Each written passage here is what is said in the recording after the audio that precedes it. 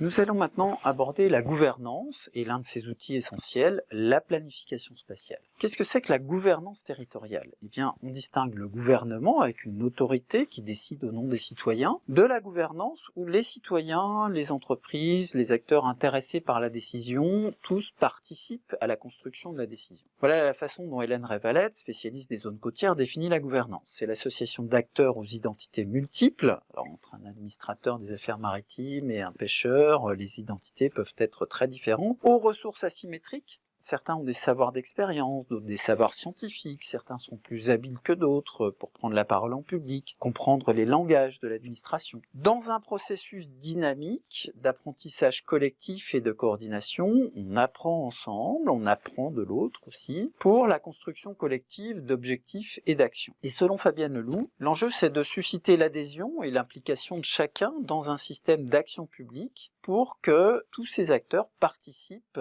à ce système dans la durée. Un des outils de la gouvernance en mer, c'est la planification spatiale. Je vous donne deux exemples, le golfe du Morbihan avec beaucoup d'activités ostréicoles et l'île de Porquerolles avec des enjeux relatifs à la pêche. Dans le golfe du Morbihan existe un schéma de mise en valeur de la mer depuis 2006 qui a été révisé en 2020. Alors c'est une carte avec des zones à vocation prioritaire. Ici, on a des zones dédiées prioritairement à l'ostréiculture, mais pas seulement, attention, ce ne sont pas des usages exclusifs. Ici, plutôt des zones de mouillage, ici, des zones de chasse sous-marine.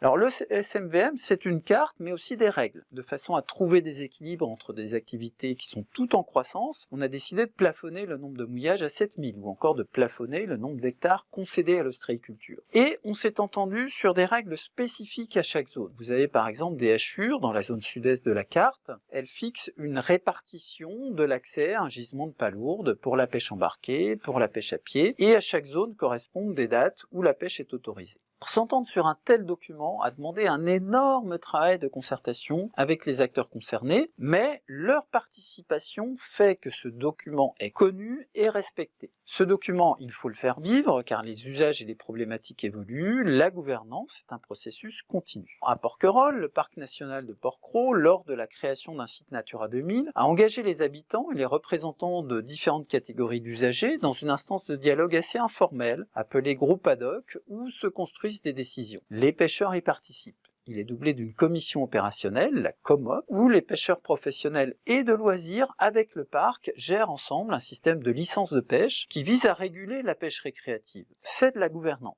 Et là aussi, en résulte un document de planification spatiale que ces acteurs publics et privés vont discuter et que le parc fera évoluer. Dans les deux cas, c'est une planification spatiale locale. On va retrouver ceci dans l'ensemble des aires marines protégées, par exemple, qui sont définies par un périmètre classé, au sein duquel on a un zonage. Mais ce qui est en jeu, c'est d'avoir une planification spatiale maritime à plusieurs échelles, et notamment à l'échelle de façades maritimes, donc sur des zones beaucoup plus vastes. L'Union européenne parle de planification de l'espace maritime. En 2014, elle adopte la directive cadre pour la planification de l'espace maritime. Chaque pays doit élaborer sa planification. Il y est notamment dit que la planification de l'espace maritime doit permettre d'identifier et d'encourager les usages multiples de la mer. Les États membres peuvent planifier comme ils le veulent, à condition notamment de tenir compte des interactions terre-mer et de veiller à ce que les parties prenantes soient associées. Parmi ces parties prenantes vont figurer la pêche et l'aquaculture.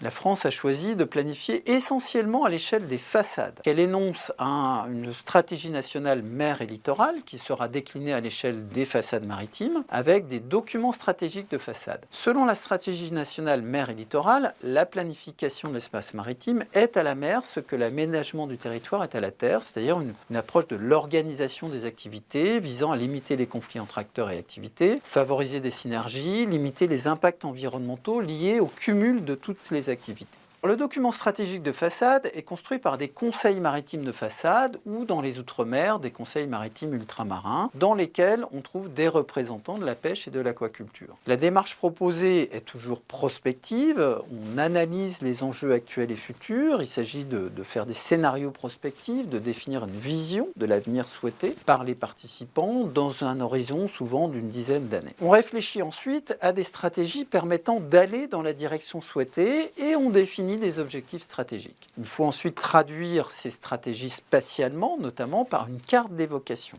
Puis on choisit des indicateurs d'évaluation de la mise en œuvre du document stratégique et on construit un plan d'action décliné activité par activité. Alors, en voici un exemple en Méditerranée. On travaille d'abord sur chaque activité. La pêche et l'aquaculture sont l'objet d'une analyse spécifique. On observe le nombre d'actifs, les équipements, qu'est-ce que l'on produit, où on produit quoi, les évolutions. Puis pour chaque espace, on fait une analyse des activités, des politiques publiques, des éléments d'attention d'ordre économique ou environnemental. Puis on produit une carte d'évocation, en indiquant pour chaque zone des vocations prioritaires et des enjeux. Cette carte, elle permet de visualiser les différentes utilisations et activités prévues ou souhaitées pour une zone maritime donnée. Elle est généralement utilisée pour identifier les conflits d'utilisation potentiels et les opportunités pour une utilisation compatible des espaces maritimes. Par exemple, ici en Méditerranée, la zone 1, c'est le périmètre du parc naturel marin du Golfe du Lion. La zone 2, c'est Port-la-Nouvelle. Par exemple, ici, la stratégie, c'est de compenser les impacts de l'agrandissement du port, de maîtriser les effets cumulés des activités et d'orienter les activités portuaires et de transport maritime vers des pratiques durables. Alors sur cette carte figurent de grandes orientations, mais à côté on aura des choses beaucoup plus précises.